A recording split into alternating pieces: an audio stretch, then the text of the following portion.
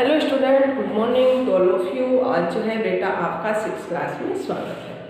तो सबसे पहले जो है मैं आपको ये बताना चाहूँगी कि कल जो है मैंने आपको टेक्स्ट बुक में यानी कि बसंत में लेसन 11 का जो है पाठ का सार मैंने आपको कराया था। तो सभी बच्चों ने रीडिंग की होगी। मैंने आपको रीडिंग करने के लिए भी कहा था। रीडिंग इज मस्ट, यानी कि रीडिंग जो है आपके लिए पढ़ना इतना ज़रूरी है क्योंकि उससे जो है आपको पूरे लेसन की जानकारी हो जाती है। तो ठीक उसी प्रकार जो है मैंने आपको पाठ का सार क्लियर करा दिया था। पाठ जो था जो देखकर भी नहीं देखते। तो इसमें जो है बेटा ये मैंने लेखिका के बारे में भी आपको थोड़ा सा बताया था कि हेलन केलर का जो जन्म है वो 1880 ईस्वी में जो है हुआ था। और वह एक ऐसा नाम है जो घोर अंधकार में भी जो है रोशनी में बिखेरता है। जो कितना भी चाहे अंधेरा क्यों ना हो कि उसमें भी जो है वो रोशनी बखेरता है। और आपको मैंने ये भी बताया था कि हेलन केलर जो है वो जब 1.5 वर्ष की थी तो उसकी किसी बीमारी के कारण जो है आंखों की रोशनी चली गई थी। तो वो ये कहना चाहती थी सभी को कि जैसे उसके मित्र कभी यात्रा करने के लिए जाते थे तो उनसे पूछती थी कि आप यात्रा करके आए हैं, आपने क्या देखा? तो उसके मित्र हेलन केलर के मित्र उसको ये जवाब देते थे उसके जवाब में, तो कुछ खास नहीं देखा। तो फिर वो उस पर बोलती थी कि जिन लोगों के पास आंखें होती हैं वो देखकर भी नहीं देखते, सब कुछ आपको दिखाई देता है और फिर भी आप जो है उसकी गहराई को नहीं जानते हैं। क्योंकि हेलन केलर जो थी किसी भी विषय को, किसी भी चीज को जो है पहचान कर, स्पर्श करके, उसको छूकर जो है बता सकती थी कि ये जो है क्या है। यहाँ तक कि वो जैसे किसी पेड़ का तना यानी कि उसकी चिकनी छाल होती थी तो ये किसका पेड़ है, किसी की खुरदरी छाल होती थी तो ये किसका पेड़ है, तो उनके बारे में संपूर्ण जानकारी वो देती थी। यानी कि उसको आंखें नहीं थी, वो मन की आंखों से उनको पढ़ती थी, मन की आंखों से उनको देखती थी। तो इसलिए लेखिका जो थी हेलन केलर वो ये कहती थी कि तुम्हारी तो आंखें दी है कुदरत ने, ये कुदरत का दिया हुआ उपहार है जो हम देख सकते हैं। ये ईश्वर का जो है, कुदरत में ईश्वर का जो है उपहार के रूप में उन्होंने कहा है कि आपको जो दृष्टि दी है ये उपहार के रूप में मिली है। भगवान ने आपको एक उपहार के रूप में दी है जिसको आप जिससे आप हर चीज देख सकते हैं। तो इसलिए उन्होंने कहा था कि आप प्रकृति को देखते हुए भी नहीं देखते, आप निहारते हुए भी जो है नहीं देखते। तो आज जो है बेटा मैं इसका पाठ का सार एक तरीके से सारी मैंने आपको कल भी बताया था, थोड़ी सी डिटेल्स मैंने आपको आज भी दी है।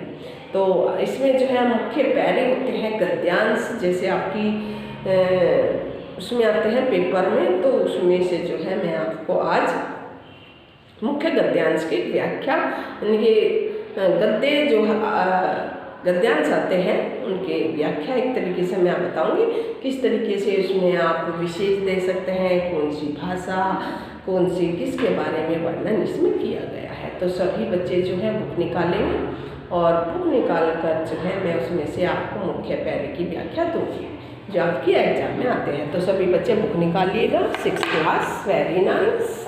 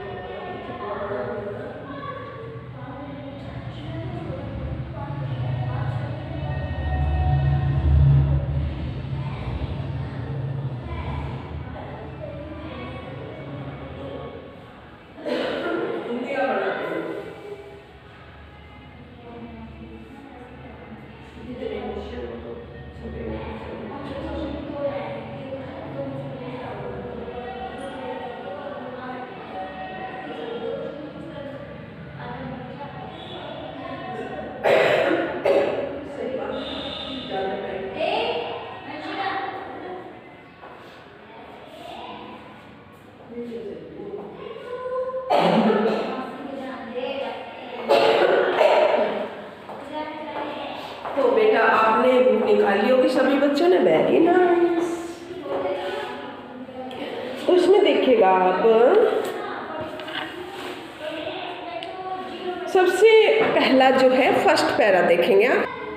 तो इसमें जो है बेटा आप देखिएगा, सबसे फर्स्ट पैरा बुक में पेंसिल आप अपने हाथ में रखेंगे, देख के निशान भी लगा सकते हैं। क्या ये संभव है कि भला कोई जंगल में घंटा भर घूमे और फिर भी कोई विशेष चीज़ न देखे? ये किसका कहना था? हेलन केलर का कहना था कि अगर कोई जंगल में कहीं बाहर घूमने के लिए जाता है और वो घंटों कई घंटों घूमता है और वहाँ की प्रकृति को जो है गहराई से नहीं जानता है, तो क्या फ़ायदा उस चीज़ को देखने का, घूमने का क्या फ़ायदा है? तो ये हेलन केलर ठीक कहती थी। मुझे जिसे कुछ भी दिखाई नहीं देता, हेलन केलर कहती थी कि मुझे जो है कुछ भी दिखाई नहीं देता, कुछ भी दिखाई नहीं देता को भी सैकड़ों रोचक चीज़ें मिल जाती है। यानी कि मैं तो देख ही नहीं सकती है, मैं तो कुछ देख ही नहीं सकती हूँ, मेरे को तो भगवान ने आंखें नहीं दी है, लेकिन मैं भी जो है घंटा भर तक इतना टाइम अगर प्रकृति में घूमने के लिए लूँगी तो मैं उनको छू कर उसको जो है पहचान लेती हूँ कि ये भोजपत्र है, कि ये पेड़ की चिकनी छाल और जो है चीड़ की खुरदरी छाल को स्पर्श करके पहचान लेती हूँ मैं कि किसका पौधा है, किसका पेड़ है। ये जिसकी खुरदरी होती है यानी कि वो चीड़ का छाल है, स्पर्श करके ही मैं पहचान लेती हूँ। तो बसंत के दौरान में टहनियों में जब नई नई कलियाँ खिलती है और उनकी जो है गुलाबी गुलाबी पंखुड़ियाँ आगे निकलती हैं पेड़ पौधों में बसंत के महीने में, तो लेखिका को जो है उन पत्तियों को छूकर जो है महसूस करती है कि कैसा इनका रंग होगा, कैसी ये पत्तियाँ होंगी। तो इस तरीके से जो है वो उनको बसंत के महीने में कौन से फूल लगते हैं, किस किस रंग के होते हैं, तो इस तरीके से जो है उसको अंतर्मन जो है ये जानकारी देता था। यानी कि वो मन से उनको निहारती थी और मन से जो है स्पर्श करके उनको बता देती थी कि ये चीड़ का पेड़ है, ये खुरदरी इसकी छाल है। छाल यानी कि जो ऊपर का सतह होती है ना, आपने देखा होगा जब पहले गांव में कभी बच्चों को फुंसी फोड़े हो जाते थे तो नीम के पेड़ की जो छाल होती है ना, बक्कल जिसको साधारण भाषा में बोलते हैं बक्कल, तो उसको जो है सिल पर घिस के वो लाल लाल सा निकलता था तो वो फोड़े फुंसी पर लगा दिया करते थे, उससे जो है उनको ठंडक प्रदान होती थी फोड़े फुंसियों को। तो ऐसे घरेलू उपचार करती थी औरतें या जेंट्स जो भी उस समय, तो ऐसे करते थे। तो लेखिका वही कहती है कि हमारी प्रकृति इतनी सुंदर है, हमारी प्रकृति के अंदर इतना सब कुछ विद्यमान है, तो हम इसकी जानकारी क्यों नहीं ले सकते। तो इस प्रकार जो है इसमें हेलन केलर इसमें बेटा कहती है। आगे देखिए कि मैं भोजपत्र के पेड़ का चिकनी छाल और चीड़ की जो है खुरदरी छाल को स्पर्श करके पहचान लेती हूँ। बसंत के दौरान यानी कि टहनियों पे नई कलियाँ खोजती हूँ और मुझ फूलों की पोखरियों की जो है मखमली सतह, जैसे गुलाब का फूल है उसकी जो है मखमली सतह होती है, कितना मुलायम गुलाब का फूल होता है, तो उसकी सतह को जो है मैं छूकर पहचान लेती हूँ। मुझ फूलों की पंखुड़ियों की मखमली सतह छूने से उनकी जो है घुमावदार बनावट महसूस करने में जो है अपार आनंद आता है। मुझे जो है उनको जब मैं छूती हूँ घुमावदार बनावट महसूस करने में मुझे बहुत ही अत्यधिक आनंद आता है। तो इसमें जो है कलियाँ यानी पंखुड़ियाँ वृक्ष तरु, तो इसमें कली किसको कहा गया है? कलियों को कहा गया है और पंखुड़ियों को जो है इसमें कहा गया है। तो इसमें से अब हम पैरे में से क्वेश्चन भी छांट सकते हैं, फाइंड कर सकते हैं। तो सबसे पहला क्वेश्चन क्या आता है कि पाठ में लेखक और उनके पाठ का जो है नाम लिखिएगा। तो पाठ का लेखक कौन है? हेलन केलर जी है और जो देखकर भी नहीं देते ये पाठ का नाम है। मैं अनेक क्वेश्चन इसमें से दे सकती हूँ क्योंकि हमें पूर्ण जानकारी हो गई है, पाठ से संबंधित है। तो लेखिका चीज़ों को किस प्रकार पहचान लेती है? तो लेखिका जो है बेटा चीज़ों को छूकर पहचान लेती है। क्या करती है? लेखिका चीज़ों को छूकर पहचान लेती है। और बसंत के दौरान लेखिका टहनियों में क्या खोजती है? बसंत के दौरान जो है लेखिका टहनियों में नई कलियां खोजती हैं। क्या खोजती हैं? नई कलियां खोजती है। बसंत के महीने में आपको पता है कि चारों तरफ जो है हरियाली व्याप्त होती है बसंत के महीने में, तो उनको जो है खोजती रहती है।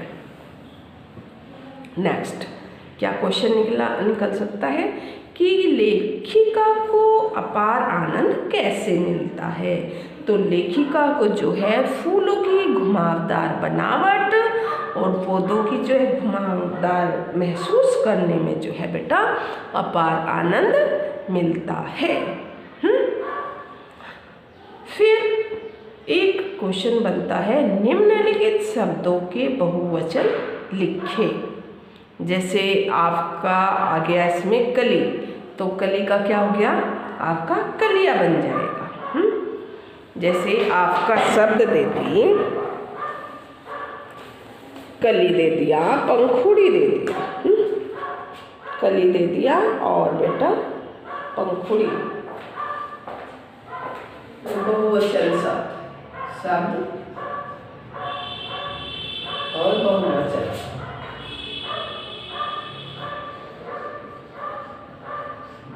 ठीक है, बहुवचन शब्द हो गए जैसे कली। तो इसी का बहुवचन अगर मैं आपको कहूंगी तो क्या हो जाएगा? बताइएगा, पता है ना आपको? कलियां।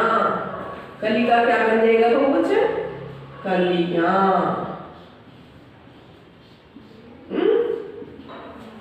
कलियां बन जाएगा ना। जैसे आपका दूसरा शब्द आ गया पंखुड़ी, पंखुड़ी, पंखुड़ी, तो बहुवचन में क्या आ जाएगा आपका? मालूम है आपको? पंखुड़ियाँ। क्या आ जाएगा? पंखुड़ी का क्या बन जाएगा? पंखुड़ियाँ।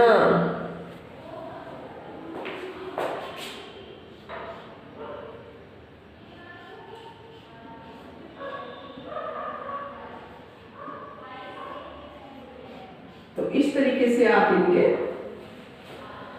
शब्दों के बहुवचन भी बता सकते हैं। एक क्वेश्चन भी आप बना सकते हैं।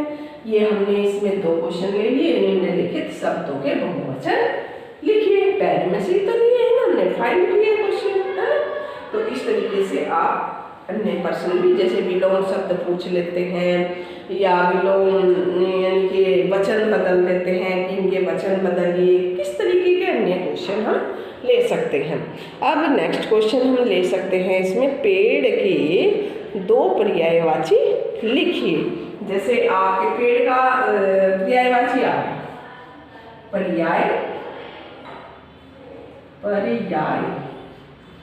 पर्यायवाची शब्द ले लेते हैं आप हम इसमें से, लेसन में से। ठीक है, पर्यायवाची जैसे पेड़ आया हमारा, पेड़, तो पेड़ के 2 पर्यायवाची शब्द लिखो। कौन कौन से लिखेंगे? वृक्ष, वृक्ष और तल, तल। तो ये क्या हो गए हमारे पेड़ के पर्यायवाची शब्द। तो इसमें से हमने ये बहुवचन भी निकाल लिए हैं, इसमें हमने पर्यायवाची भी बना दी है। इस तरीके से भिन्न भिन्न प्रकार के क्वेश्चन आप दे सकते हैं।